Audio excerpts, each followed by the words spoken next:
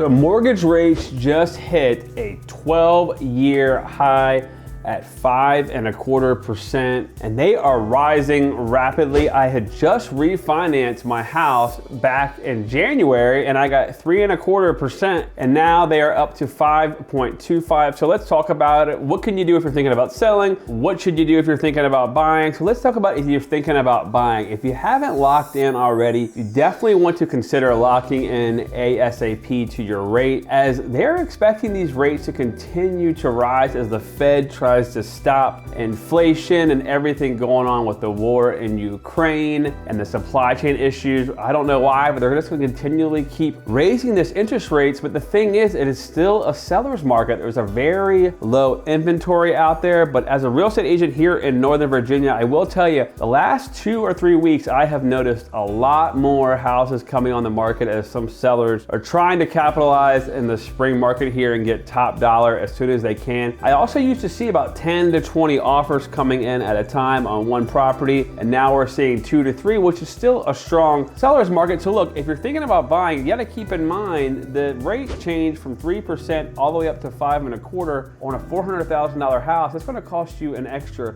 $380. So the more you wait around, the more these rates are going to go up, the more it's going to cost you. So one thing I would definitely consider doing is expand your search a little bit, like go a little bit further out, or houses could be a little bit cheaper. You can get more for your money. Also watch neighborhoods with high HOA dues like condo associations and things like that, because they add extra costs that you shouldn't be really paying on the mortgage or the property, obviously. So those are some things I would do. Now, a lot of buyers have been asking me, hey, you know what? I'm bailing on this. Should I wait? Should I not wait? I don't foresee a huge crash because we don't have this last few months here like we did in the past where we were seeing predatory lending. They were giving out loans to a Walmart grader. They're not doing that right now, and they've been very strict on all that on appraisals and everything and who they qualify and they don't qualify. And the other thing is, if you're a seller, there are still huge supply chain issues. So new homes are not really being built at the pace they were. My brother has an HVAC plumbing company that they install for brand new homes for some top builders, and he was telling me some of these supplies are 3 times as much as they were 3 or 4 years ago, and it's not worth their effort to even do some of the jobs they're bidding on. They're just breaking even. So they've been pulling out a lot of the jobs, and a lot of the builders are saying, you know what, we're going to wait on the sidelines till some of these costs start to come down. So I think what we're going to see is we're definitely going to see a housing market cooling as they continually raise these rates. Also, it's not going to make sense if you're living in a townhouse or a smaller single family and your interest rate is 2.75. Why would you sell to move up to a bigger house at a 6% interest rate? So the Biden administration definitely have to start thinking about what they're doing here. The Fed is going to have to think about what they're doing here. Do you continually raise these rates and make it unaffordable for everybody? So I don't know what's going to happen.